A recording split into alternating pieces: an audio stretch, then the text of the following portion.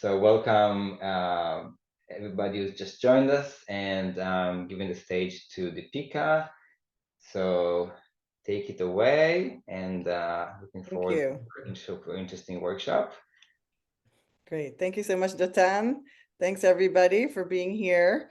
I know we're coming in from different time zones, different places, but I know it's always a challenge to carve out a chunk of time from our busy days. And I really hope that today we'll have a chance to dive into something really valuable around giving feedback, having challenging conversations with people, especially in the context of HR, learning and development. We're often the people kind of sent in to pass that important feedback on and support people in their learning and in their development. And we'll be doing some great stuff around that. Let me tell you a little bit about me, and then we'll dive into the content. I am the co-founder of Orem Leadership, and my partner and I created Orem as a space to really tend to the human side of organizations. So we come in and we do deep work around leadership development, team development. We do restorative processes around when there's breakdowns or significant conflicts within organization, working with co-founders, with boards, with teams. And really, I would say teaching people human skills, relational skills, and how to have those difficult conversations in a way that really makes a difference and helps everyone move forward in a much more aligned way. We work with companies internationally. We're based in the US and in Europe. So we work online, we work in person, and this is actually one of my favorite topics to teach. So as Dotan said, we will hopefully be making this more interactive. This is not just going to be me talking. I really want to hear from you guys. So invite you to bring real world challenges, real world questions around this topic. And we'll be actually practicing some things together later. So yeah, just if at any point you have a question or you just want to throw something out there, you can put it into the chat, or we'll pause every once in a while. We'll have some conversations, and really want to make this valuable for all of you so you can really take this back to your work day today and hopefully do something different. All right, so I'm going to just pull up some slides and we'll dive in. And Datan, you'll just be taking care of everyone who's arriving, right? I guess so. I mean, they Yeah, will like just anyone else who jumps in, that's fine. All right, so I told you a little bit about Orem. We're going to be doing a session today about feedback and courageous conversations. This is a big topic, so we're going to just dive into some of the practical things around that as best we can. This is part of what we call our organizational citizenship program. We teach with a whole bunch of materials and skills that we teach to whole organizations. We also have management training as well, but what we really love doing is bringing these skills to the whole company. We just taught this whole project, this whole model that I'll be teaching you today about feedback to 120 people in Washington, D.C. Just a few weeks ago. And they loved it, right? So it's like everybody in the company, from the receptionist to the team manager to the CEO, we're all learning this together. So we will be teaching, I'll be working with you guys specifically more from the HR L&D perspective today, because that's most relevant for you. But I want you to know that we often teach this to whole organizations, and I would love for whatever we talk about today to inspire you to take this into your organization and share it. So it's not like an L&D secret sauce, but it's more something that we all can share together in the organization. So today we'll be talking about some of the specific challenges that some of you might be facing in your profession, right? There's some particular issues that come up in this domain of being an L&D professional or an HR professional. We'll be looking at 3 key principles for giving effective feedback, how to help it go in a way that's actually going to land. And we'll be working on a specific feedback model, and you're going to get a practical worksheet. I believe that was sent to you in a link ahead of time. We'll give it to you again so that you can actually practice and work on it together, and you have something that you can use from here on out as a practical tool. And we will also share that with you, of course, after this class. You can use it as much as you like, and I'm also happy to share some of the slides at the end if you'd like that. Okay, so let's dive in. let's talk about some of the biggest challenges that you have in your professional context, right? When you're asked to give feedback in your professional work, what are some of the biggest challenges that you have?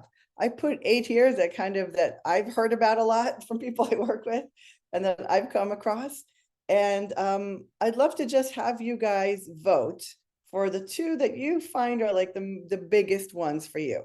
The way we're going to vote is at the bottom of your screen, in the bottom left, there's a green pencil, right? That's kind of like the annotator pencil. And if you click on that, or some of you might just have a pencil that says annotate under it, it should pull up a little toolbar on the left. Do you guys see that? There's a little, and the toolbar has a little blue pencil. And under that little blue pencil, there's a check box. There's like a little check V, and that's for stamping. If you click on that, you'll be able to kind of get a little stamp, and then you can kind of go ahead and stamp the cards on the screen that are the most relevant for you, the ones that you find the hardest. Right? And if you have any questions, yeah, there we go.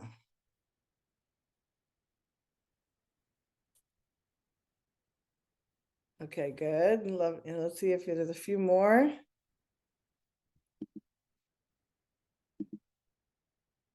Okay, anybody having trouble finding that stamp thing? Annotate, checkbox, stamp. Little green pencil.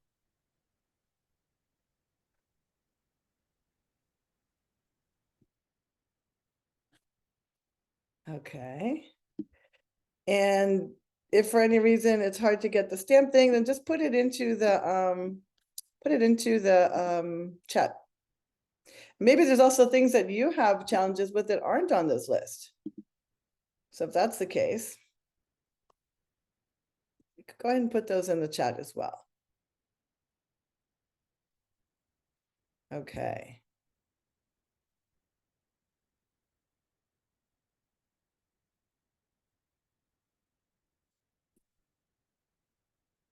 Right, the things that I'm seeing here so far are employee resistance and defensiveness, and balancing positive and negative feedback. Okay, the first from the top left says Aviv, right? Constructive criticism without demoralizing a person. That's a big one, right? I mean, again, that's a big one for life, right?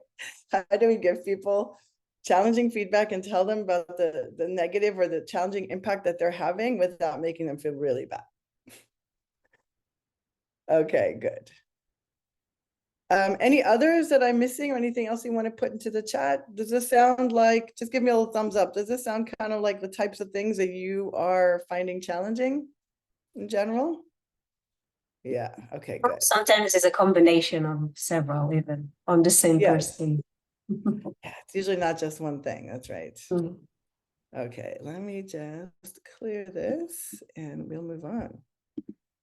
So let's talk a little bit about what's also challenging for employees, right? For some of the people that you're actually working with. So this is based on what we've heard from people in surveys that we've done, what we hear just in our sessions and in our trainings, is that actually a lot of times people actually want feedback. I would say one of the #1 thing is that people really want feedback. They want input. They want to know that what they do is being paid attention to. They want the support, but they're also really scared of it. Again, I think that's just very human, right? Think of yourself, right? It's like, you know, you want to grow, you know, you want to learn, but it's also kind of scary. And these are some of the challenges that people tell us about. First of all, it's non-existent. And when employees don't get feedback, they usually interpret it as a sign that nobody cares, or that nobody notices, or that it doesn't matter, right? They don't think, oh, they're so busy, or they're trying to avoid it. It usually gets interpreted as somehow actually being unseen. A lot of times feedback is indirect, it's confusing.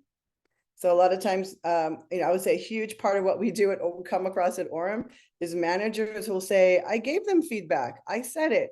But when you ask the employee, they're like, what? No, huh? She just said something weird at the meeting the other day. I don't know what she was talking about.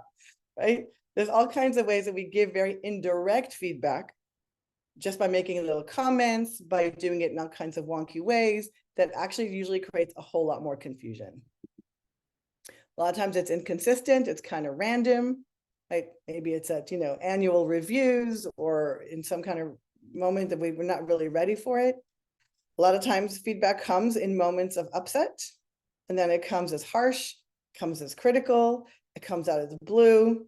It comes when somebody's manager is upset, or maybe it will come from you, right?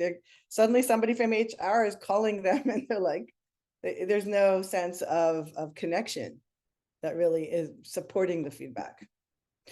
Feedback often tends to be very focused on problems, something very specific problems that are going on, or just generally looking at the specific problems and not really talking about performance as a whole, or, with that lacking context.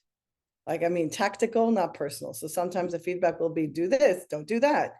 But it becomes like either very small or very oblique, not really helpful. Positive feedback, we're going to talk a little bit about that today. I would say positive feedback is probably the most underutilized management tool in most organizations. The most common kind of positive feedback is very generic, right? You'll say to somebody, oh, you're doing a great job, or, good work. And as much as that's nice and encouraging, it's not actually very helpful. It doesn't actually tell anybody what they did well and what you want to see them do more of.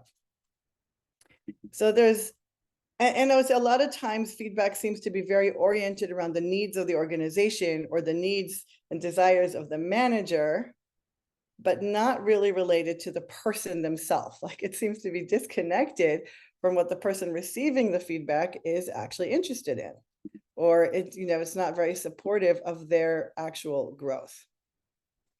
All right, so I'm just going to just pause here for a moment and just check with you guys, just from what I'm describing, what sounds familiar, what sounds relevant, how do you see these challenges playing out in your organization?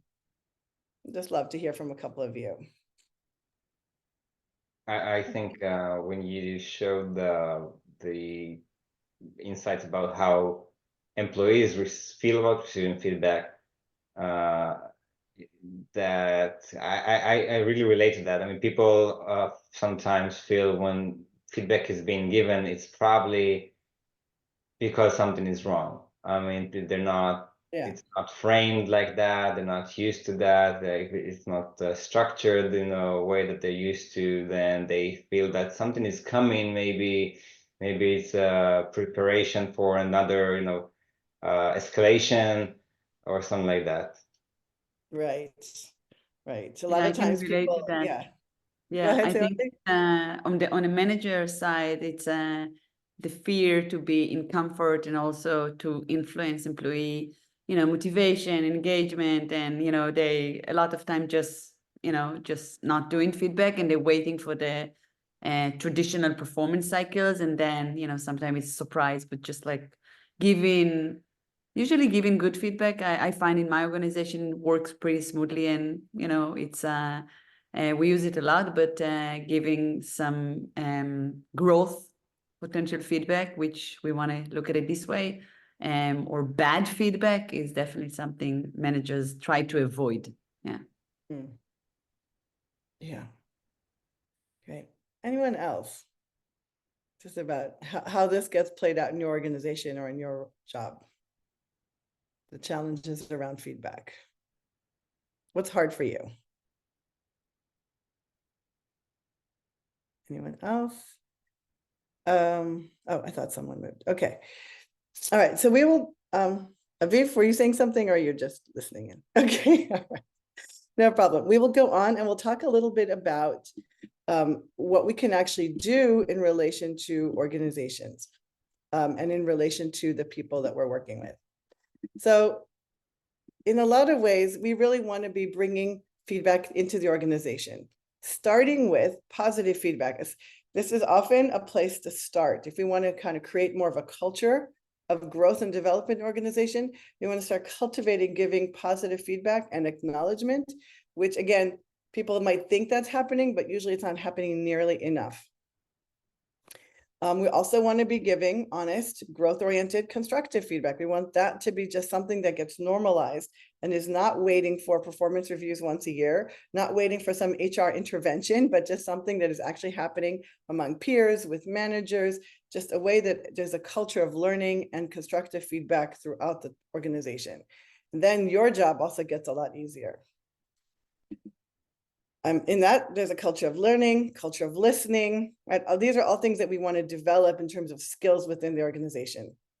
We want to be looking at, and ideally, we'll talk a little more about this, a ratio of like 5-to-1 positive interactions to negative, right? We want there to be, as much or way more positive feedback and support, so that every once in a while we can also give some negative or some challenging feedback. This builds trust. And this creates more respect, right? And this needs to be modeled by the leaders. So as much as you are an important person in your HR or L&D role, it's actually way more impactful when this gets modeled and embodied by the executive leaders and by the team leaders within the organization. And in that context, like I said, of organizational citizenship, where everyone in the organization is taking responsibility of the culture, that it's not like an HR job, but actually your job is to instigate this collectively throughout the whole organization. So we're going to talk a little bit about some specific 3 keys for giving effective feedback. And again, we'll just kind of go through them and then we'll practice some of it. And if you have any questions along the way, put in the chat and we'll make sure to address them. The first key is what we call the relational bank account. All right. Relational bank account is not the feedback sandwich. So we're going to toss out the idea of the feedback sandwich. The feedback sandwich is the idea of saying something positive, then saying something negative, and then saying something positive to make it all feel good and nice again. So, it's a very common model that's taught in organizations. It does not work very well. It does not work because people get very focused on the negative feedback, and the positive stuff just feels like, just like padding. It feels false, it feels fake. And even if that positive feedback is actually genuine, it doesn't usually go in. It feels manipulative to most people. Instead of the feedback sandwich, we're going to suggest the relational bank account, which is a model really about actually that positive feedback needs to be something that you are feeding all the time. You want to be building and supporting your relationship with people long before and long after you're having a feedback conversation with them. So what we want to be doing is we want to be filling that jar, right? This image of a jar is just getting filled with positivity, with not even just positivity, but relationality. So what we mean by positive are, just being interested in someone, just saying, hey, how are you doing? How's your weekend? What are you working on? Movement, action of respect. Any kind of acknowledgement, like, oh, wow, you did a great job there. We know that holiday party, these and these things went really well. It could just be small things. It could be big things. But these are things that you want to be doing ongoingly, daily, right? Just even saying good morning, hello. Some of you are managing remote teams. So that's a little trickier to, you don't have the office to walk through and say, hey, how you doing? Good morning. But even on Slack or on Zoom or on chats, whatever tools you're using, there's ways to just send little emojis, little highs, little hellos, check-ins, sharing a good laugh, telling a good joke, right? These are all positive interactions that create a human connection with the other person. Any kind of act of kindness, respect, appreciation, right? And when we build these, we have like money in the bank, so to speak, right? When we start to accumulate positivity, and not just positivity, like, again, as a manipulation, but more from the perspective that the person feels like they are seen as a human being. And when they're seen as a human being, then you can have the more difficult conversations much more easily, right? So you kind of accumulate that sense of, oh, I'm seen, I'm respected, she gets me. And then when you come in 3 months later and say, hey, I heard about what happened at the meeting, you can't talk like that to people. Whatever it is that you want to say, they know that you already know them as a human being, not just as a person who blows up in meetings. The relationship as a whole gains ability to weather challenges. People tend to give much more the benefit of the doubt to each other, right? They don't jump to conclusions that somebody is incompetent or incapable. They get more curious about what's going on. And most crucially, constructive feedback gets perceived much more as being supportive. It doesn't create the same kind of level of defensiveness. So there's no trick to how to say the right words in the meeting. The most important thing is to have a relationship in which that feedback is being given. And this might be challenging for some of you in your role because you don't necessarily have as much of many opportunities to build that relationship with the people you're talking to. But we want the managers in your organization, the team leaders, to be really, really cultivating this relational bank account. And the more you can cultivate it, right, the more you build loyalty, alignment, everything just works better. So this is an ongoing process. Does this make sense? And on the other side, right, when you have a challenge or a conflict, we're kind of drawing from the bank account. So the bank account gets empty when a lot of interactions are impersonal, when there's no curiosity, there's no human connection. The interactions are very technical. People feel like they're being treated like a number or a pawn. Or when a lot of interactions are corrective, like don't do this, don't do that. You know, little slaps on things, right? And when this is a starting place of the relationship, then any kind of conflict or adversity tends to become much bigger, right? So if a manager, for example, is interacting with their team much more like this, when there's like a big thing that they need to teach or correct, it becomes like, oh my God, he hates me, or oh my God, this is what a jerk, right? And it becomes like the whole story becomes about this. This tends to happen a lot sometimes with executive leaders who don't have much of a relationship with their team. They come in to make a correction and the team makes it into like, whoa, oh no, becomes a big drama. And in this sense, constructive feedback tends to be met with distrust. It's like, well, you don't know me, right? Who are you, right? It gets much more distorted and becomes much more negative. And of course, creates politics, gossip. Then everybody goes out of the feedback meeting and calls their friend and be like, can you believe what you just said? And we get all that kind of circle and drama. All right, so anybody recognize any of this? Of how this plays out? Yeah, I can relate to the interpersonal, relationship that once you build it over time, it's really make a difference to be, and I'm big on, the radical candor, which is, an approach of giving like just direct feedback and be honest and authentic. So I agree with you, and almost like building the jar. So when you need to take one thing out, so it's not empty to begin with. And I want to add to it, I learned that investing in the leadership, like really, it's like we know everything starts from the top, or a lot starts from the top, and seeing the leadership and like, making sure that it's come from, whoever run the company and modeling it, it's a big deal. Just like absolutely, they make a huge difference. Yeah. That makes a big difference. That's right. So you can do the best you can here, but even just teaching this to organizations, it can be amazing how much this changes things, right? So like I told you, this company that we were working with in DC, we did this big event and we presented this.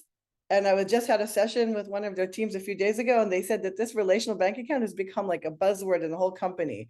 And they go around being like, oh, put something in the bank account, like, and it's become like this joke.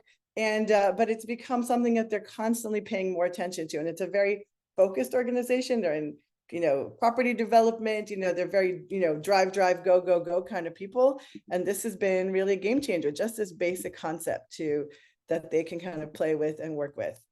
So let's go on to the next key around support and challenge, because this goes together, right? So if we're talking about relational bank account as being kind of the foundation, the other side, when we come into feedback, is how do we find a balance of support and engage and connect, and at the same time be able to challenge people. So when we talk about support and challenge, we're talking about this fundamental balance that's a key to any kind of management between being supportive, encouraging, positive, and also challenging people and pointing out the difficulties, being honest, being straightforward, telling the truth about what's really going on, and encouraging them to go further than what they can do, getting people out of their comfort zone and taking on more responsibility, taking on bigger projects, taking risks in terms of their professional development, right? And there's this constant dance in any kind of management function between these two things. And when we're looking at feedback, we want to be looking at this particular dynamic around support and challenge. There's other models, right, like the radical candor that kind of describe this in a 4-part matrix. We find that support and challenge is something just really, really simple that people can understand. And again, when we're wanting to teach this inside organizations, this also is something that people can really relate to in a very, very accessible way. A lot of times, what we do, especially those of us who really want to be friendly and connected and supportive, is that we give lots and lots of support at the expense of challenge. Okay, and this is one of the best ways to be ineffective in giving feedback, unfortunately. Right? We don't want people to feel bad. We don't want people to cry in our office. We don't want to discourage anyone. We don't want to hurt anyone's feelings. But a lot of times behind that, unwillingness to be challenging is actually a fear of conflict, a fear of being attacked, or a fear of the other person shutting down and becoming defensive. So there's actually sometimes this kind of supportiveness ends up coming across as somewhat manipulative or untrustworthy, because like, you're not really telling me the truth. Another common model that happens here is when you say things indirectly. You say things, well, it could be better if we were a bit more organized as a team, and maybe somebody could put an agenda together before the meeting. Right? And then, but that's not real feedback to the team leader about how they're not creating clarity and structure, and how they need to be running meetings with an agenda and with clarity. Yeah. I think if I can, go ahead. Sorry. If I can add, like, just working, with managers and leaders, seeing them in action, like during management meetings, trying to provide and give feedback on the spot, and then they're juggling with this idea of what to do now. I have this really great VP. Should I support him now? Should I challenge him now in front of everybody? How to do it? Should I tell him, okay, we will talk about it later, then how everybody will see it? How will they perceive myself as a leader? And then sometimes, there's like like the feedback that you give in front of everybody of what to do with that. And I see a lot of leaders has question marks about that. Yes. And less question marks about how to give it in closed doors with one-on-one meetings and feedback. So yeah, that's true. I would say that yeah, that's always a challenge. Like what to do publicly and what to do personally. I would say generally supportive feedback, positive feedback is something that you can do more publicly, and more challenging and negative feedback is generally better to do in person or with the team, right? Like you can give it to a whole team. But if it's for an individual person, you want to do that more personally. But I would say for the most part, the answer to that question is we want to be doing both. We want to be doing both support and challenge. And the great art of this is when you can actually be doing them at the same time. If you can do them one day this, one day that, that's okay. But if you can actually be doing them at the same time, that's kind of like the highest level of skill around this. All right. So I really like this model because it really emphasizes how much providing feedback is super powerful skill that leaders must have, and any leader must have. Yeah. Thank you, Chen. And I think it's really true that most people who come into management and leadership tend to lean into one or the other. There's a whole model we use at Orem where we talk about the three what we call limited leadership styles that we tend to see, especially in up and coming leaders, but certainly at executive levels as well. We have the people who tend to be pleasers. This will be pleaser. I want to support you. I want you to like me. I want the team to be happy, right? But when we lead from pleaser, right? Sometimes being a pleaser gets us very far in our career. And then we become a manager and we try to please everyone and we get in big trouble. Does not work to lead a team and try and please everyone and have everyone like me and make sure I'm being everyone's cheerleader and doing everyone's work for them on the weekend so that, you know, we can get the job done. So we need to also be able to challenge people. We need to actually be able to train people. We have to be able to say, no, I'm not going to do that. That's your job. Let me help you do it. What can I do to help you finish your task on time rather than take it on and fix it and make it nice? So pleasers tend to get in a lot of trouble when they start managing teams. And then, of course, they get very resentful and frustrated and burnt out and blow up or leave. And all of that happens. I'm Yes. curious, you know, I find it, you want to make feedback personal, but not personal at the same time. So, you know, what your approach on that, you know, because the fine line, you know, because it's always in the context of work. Right. We'll talk about that in a moment when we talk good. about the feedback model. That's a great question. But let's just finish this because this is going to inform what we do later when we're going to get into more specific steps. Challenging people is good. Telling them that they're capable of more than they thought they could is good. But doing it at the expense of support comes across as harsh, comes across as critical, comes across as pushy, right? We call these types of managers the pushers, right? It's like they push too hard, they override, they sometimes belittle or humiliate, right? There's a lot of American movies showing coaches and leaders doing this version, right? Come on, you can do it. And there's something powerful about that warrior energy that's like, that pushes. But when it comes when people feel unsupported, unseen, unappreciated, then it can become really damaging, become toxic. And a lot of times people who do this don't realize how scary they are or appear to people, right? Or how harsh or critical it comes across. Right. So again, we want to be sort of holding that balance of challenging, right? A great statement that I heard from Adam Grant the other day, an example of a nice balance of support and challenge would be a statement of saying something like, I have very high standards for this project, and I have all confidence that you will be able to do it. Right. So you hear the support and the challenge in that statement, right? This is not about backing down from my standards to make it nice and easy for people, but it's also telling them this is going to be hard, this is going to be challenging, and I want you to hit that mark, and you can do this. I believe in you. I have faith in you. I will support you to get there. That's what we want to be looking for, that kind of combination. And we'll talk a little bit. How do we combine those? At Orem, we call that courageous presence, right? When we actually can bring these two things together and embody within ourselves, I care about you and I'm honest with you, right? That I have empathy for you as a human being, and I'm going to tell you the truth, not one or the other.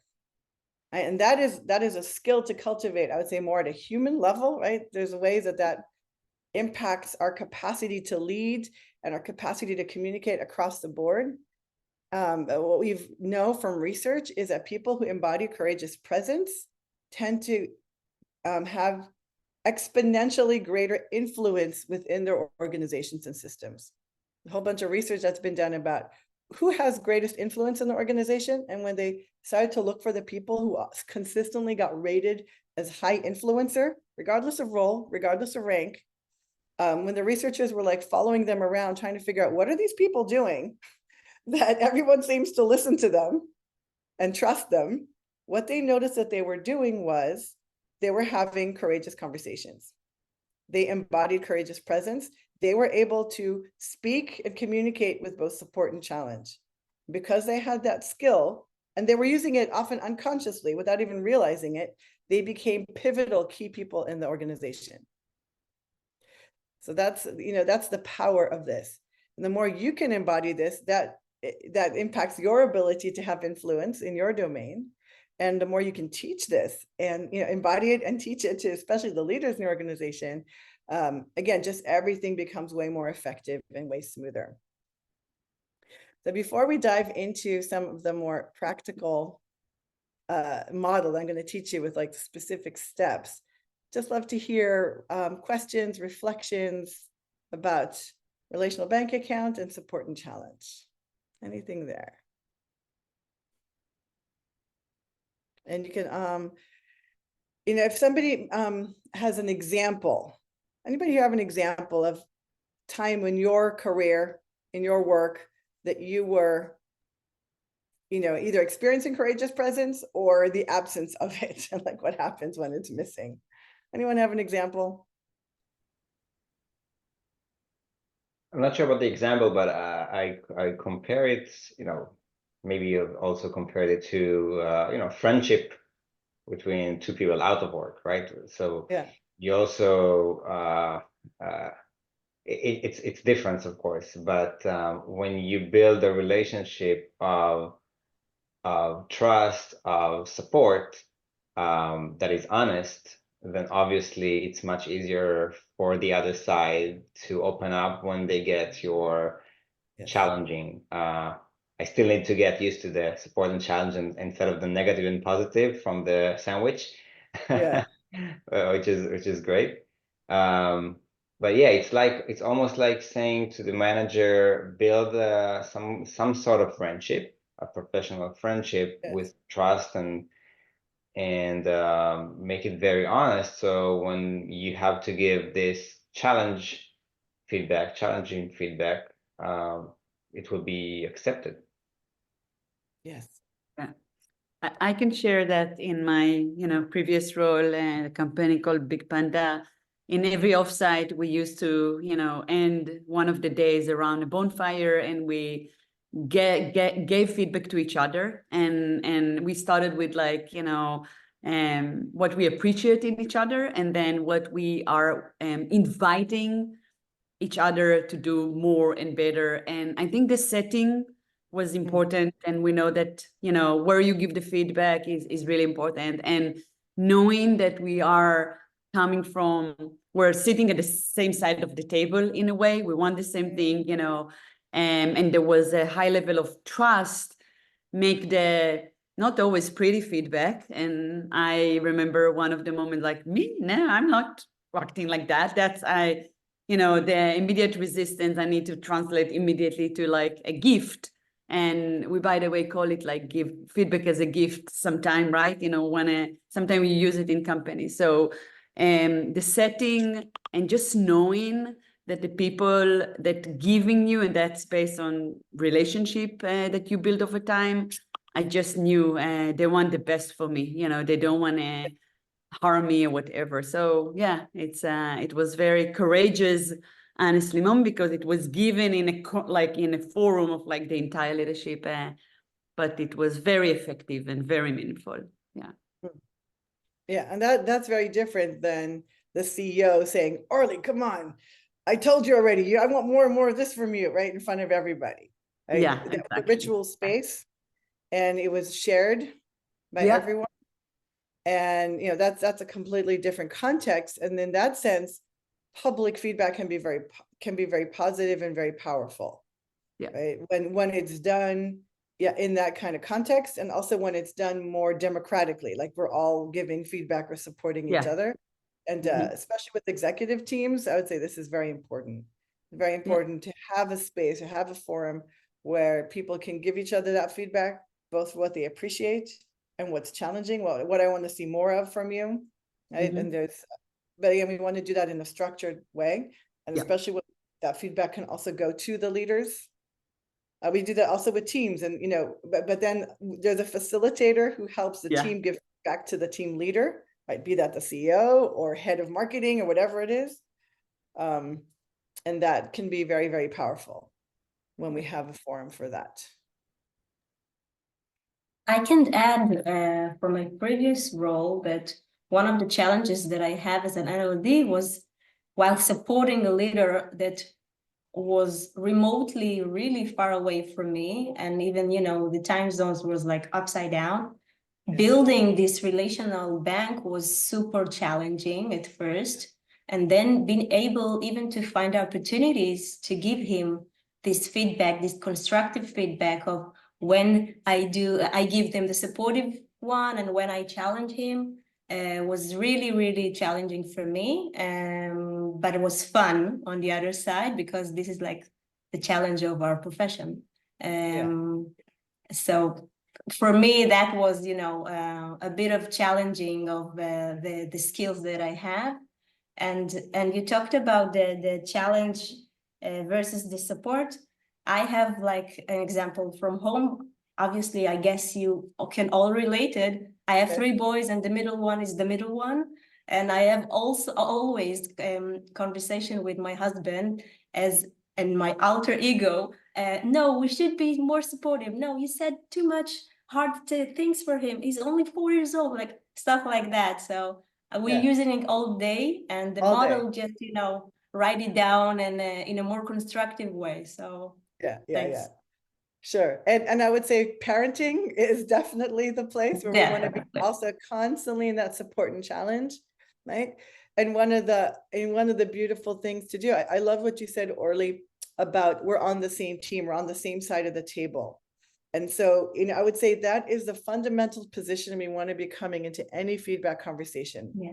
This is also true with kids, right? Who can very easily, we can get into that, like, I'm the parents, you're the kids, right?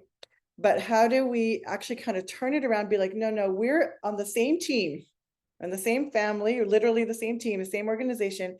How do we look at this problem together, right? How do we look at what's working well? How do we look at what's not working well and formulate a plan for how to make it better? Right. So I'm going to give you in a moment like a template of things to say and things to avoid. I just want to make it really clear that all of this is in the context of we're sitting together side by side, looking at how to make it better. Right. And even with my kid, I mean, seriously, I think it was 5.5 at the time, we had a whole meeting about bedtime.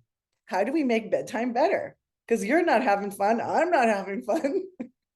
Right. But seriously, like sitting with this 5.5-year-old, talking about what he needs, what we need, coming up with a plan. And we actually literally came up with like a whole schedule for the mornings, because we realized we needed to change some things.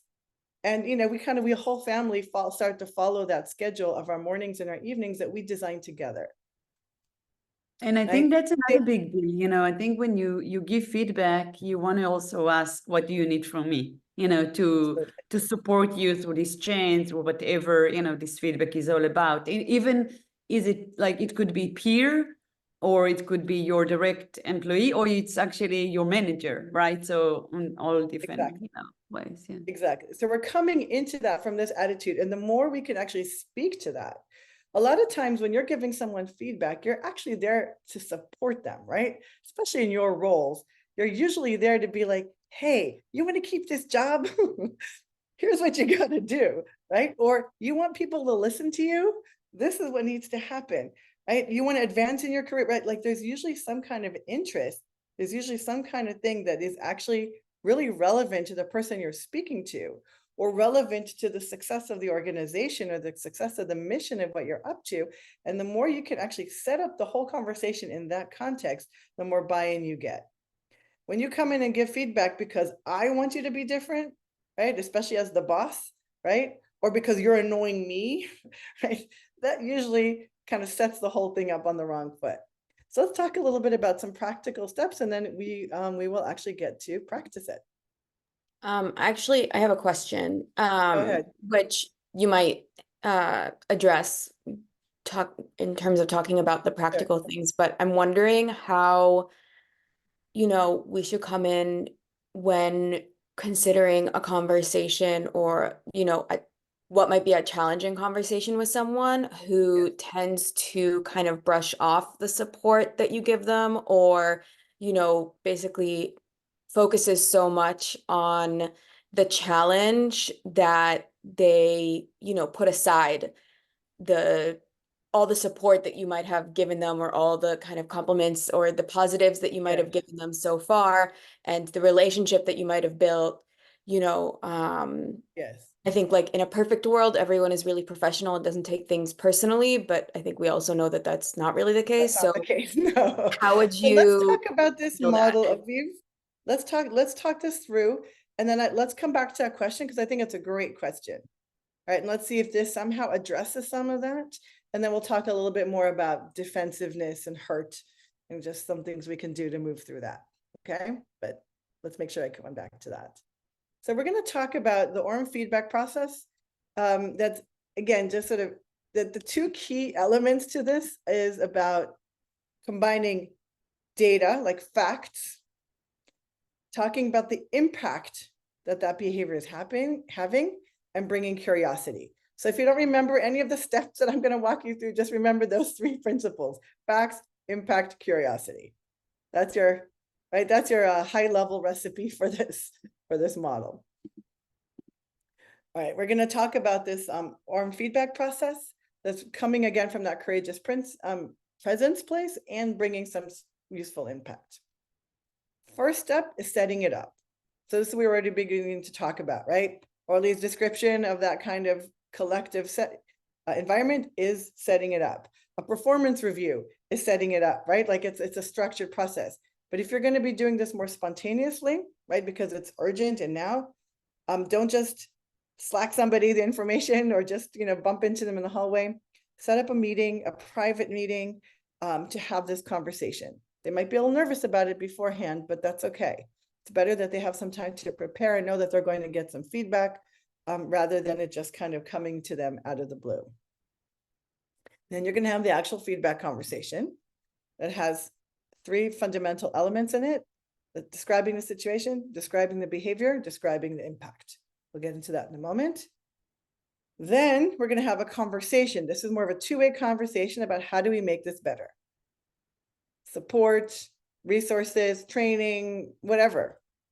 And then we take away specific action items, right? And get to agreement, like what is our next step? Right, so this is just like the 4 basic steps at a high level. Now we're going to get into just a bit more of the details of it. Setting it up. First of all, you need to prepare internally, especially if it's going to be a difficult conversation, right? Your preparation, number 1, is to get yourself into a seat of courageous presence and to be coming to this meeting with both empathy and honesty, holding support and challenge. You're going to use the worksheet that I'm going to give you today. I think you guys got it by email and we have it here in the chat. We're going to be using it in a moment, but you know, right now we stay with the slides and then you can use this worksheet. Really, really helps to prepare and think about it ahead of time. And you want to be clarifying how this feedback is in service to making things better for this person, for their team, for the organization, right? That's going to be your fundamental setup. Everything we're doing here is in service to making this better. And it'll be, and also very important to get specific data points and intentions. So if you're being sent into this feedback conversation by a manager, right? We often get called in by managers or, you know, regional directors, something to support up and coming leaders or to pass on feedback to them. We'll often try not to be the intermediary. We will try to facilitate a conversation between them. But sometimes if for some reason you are being asked to give feedback, you want as much data as you can get. So that you're not just saying, they told me you're a jerk sometimes. Like, what is this person actually doing? Okay, and clearly invite a feedback conversation. That person knows what they're walking into. As much as you can do this in person or face-to-face, the better. Yeah, don't do feedback conversations. You could do positive feedback conversations on, you know, digital, you know, about writing it, but it's much nicer to do it face-to-face. Let the person know you want to have that conversation, right? Let them know ahead of time. Just set the stage for this to work well. Most people think they're doing this, but they're not doing nearly enough of it. Okay, now let's talk about the heart of the feedback conversation, the place where it gets like the meat of it. Context. So first you want to describe to the person what's the situation. Don't use the words always and never. That's never true, right? It's when you're really tired or when you're, you know, you're in executive team meetings, this is what happens. Or when clients call when they're angry, right? Try and be as specific as you can about in which situations is this happening. Then you're going to describe the behavior, not your ideas about their behavior, not their motivation, not your interpretation. This is the most challenging part.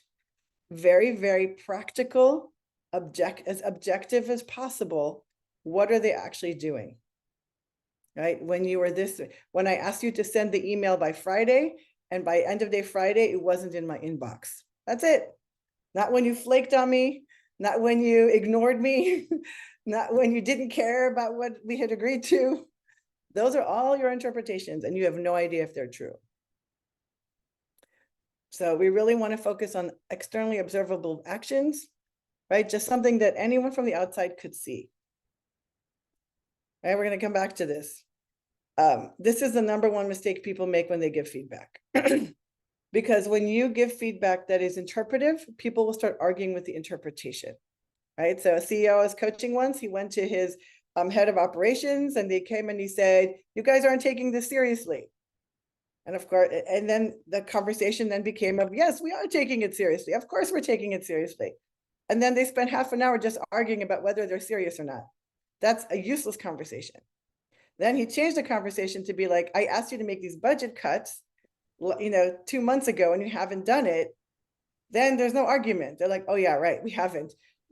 And then he's like, okay, let's sit down now and do it together. We're going to do this now. And then they did it, and they totally got into problem solving mode. Right? That's the difference.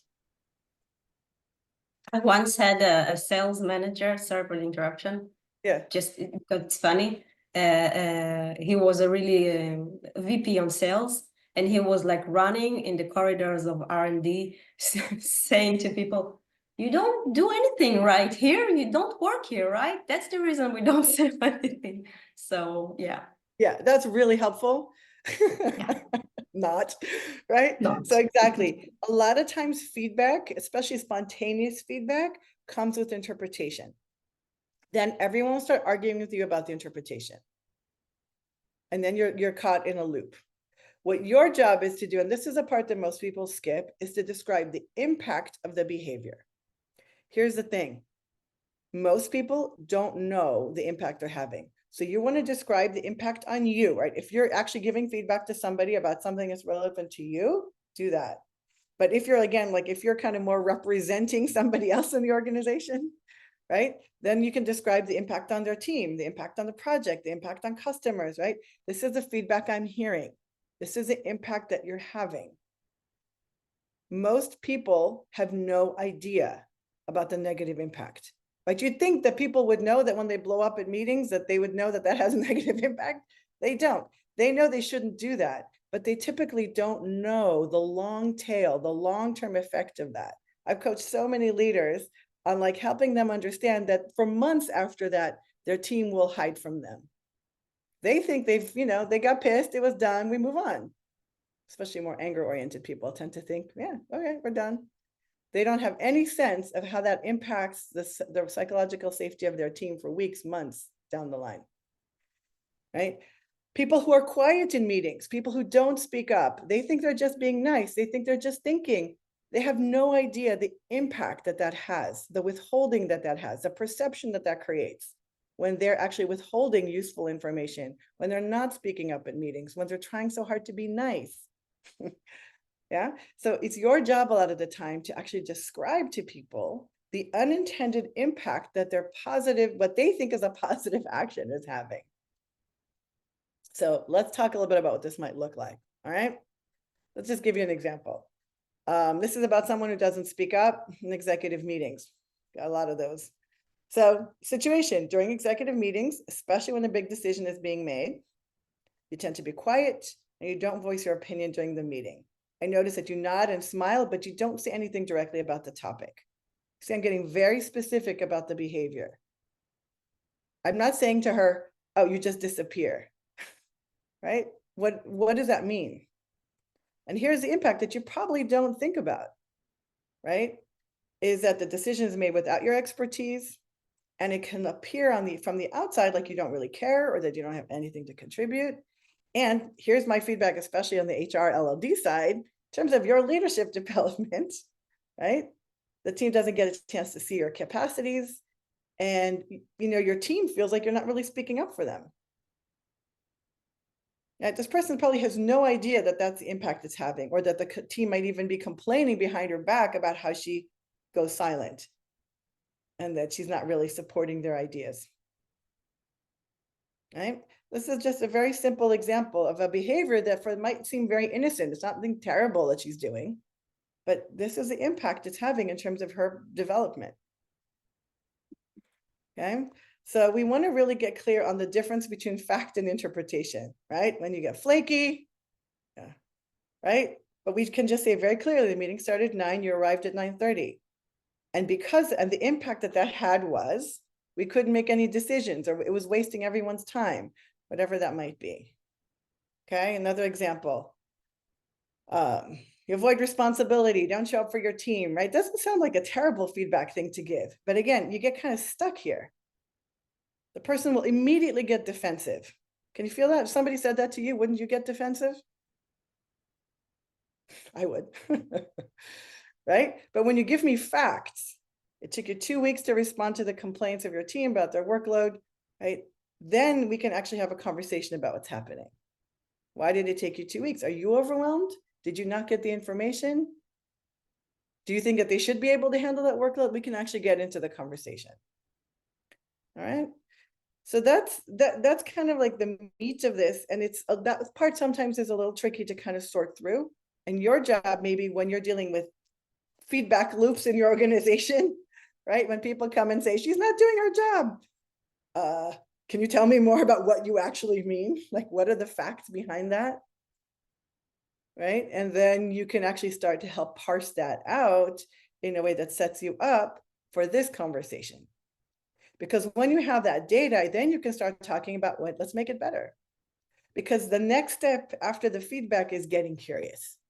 It's not like, okay, got the feedback, now go do it. No, now the next step is a question of, what's your experience? What's happening for you, right? Starting to think about what could possibly work better, or possibly if you have some clarity, like, I think you really need to get some training around this, or we need to see some improvement within the next quarter, right? If there's some really clear boundaries that you need to set around it, make them, be clear about it, right? And ask, what's happening on your end? They might have a completely different perspective, right? This often happens with managers come to me to complain about an employee, and then you ask the employee and you hear about what the manager is doing, and you're like, oh, so she never told you about that project? Oh, right? Whatever it might be.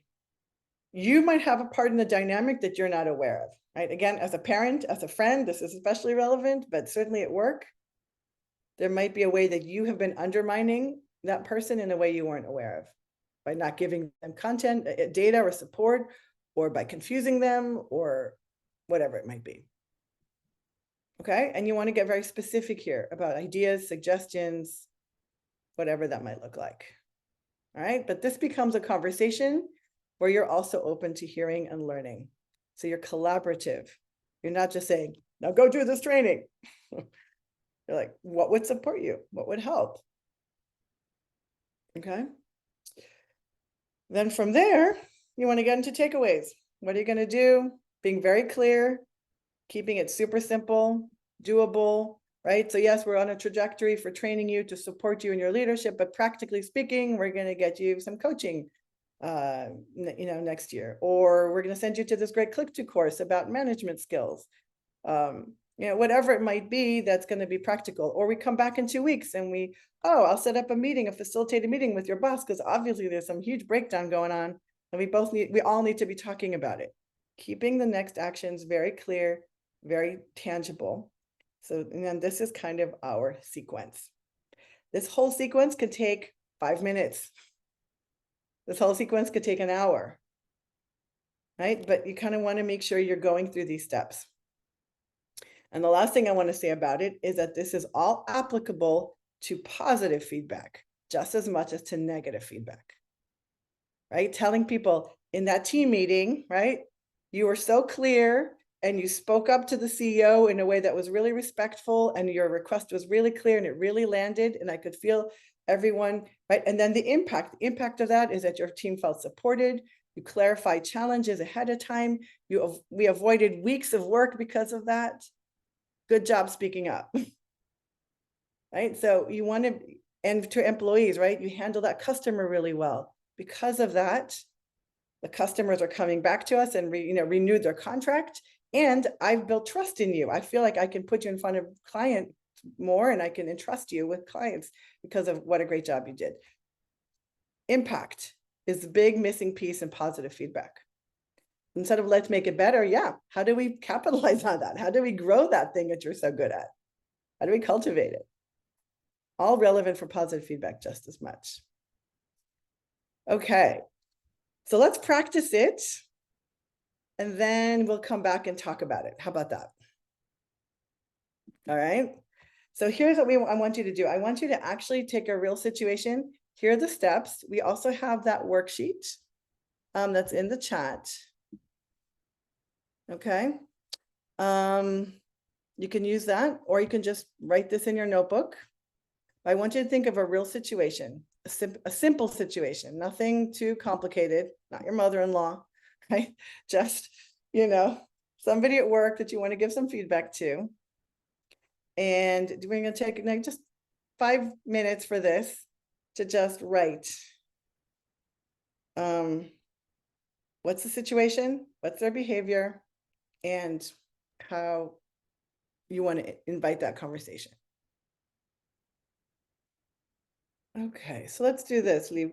Can we, or whoever's doing breakouts, let's just go into a partner share. I'm going to put us into breakout rooms in partners. Okay, and what I'd like you to do is for each of you is to do a little role play, right? So just don't get into the whole story. You can just say, I'm just giving feedback to my HR, to somebody on my team, or feedback to the CEO of my company, just that. And then the other person kind of role play the person. So you're going to kind of just make it up a little bit. The most important thing is for you to get a chance to just speak the feedback in this way. And then we're going to talk a little bit about how it was, right? What landed, what was challenging, kind of just practicing that muscle of support and challenge and walking through the steps. All right. So we'll just take about kind of 5 minutes for each person, and then have a little time to debrief all together. Okay. So do we have our breakouts? I want to add that something I found, I love the model and we're using it, and the why, I find myself, when giving feedback and directly to, my peers, executive, whatever, it's almost like after sharing the situation and then asking why, why you behave like that. One of the feedback I recently had to give one of the executives, you're multitasking. We're in a team meeting, you're multitasking. Everyone sees that you're multitasking, and someone asks you a question like, okay, and it's send a message of, offending others. And why you're not in this meeting? What trigger you to do other stuff right now, right away? And it's also very insightful, to really come from curiosity, as you said, and really check in with the person why this behavior is something that he or she adopt and what's behind the scenes. Yeah. I would just want to caution the question why can be tricky. It's a great question to ask from curiosity. I would say collectively, a lot of people experience a question why as being like an interrogation, right?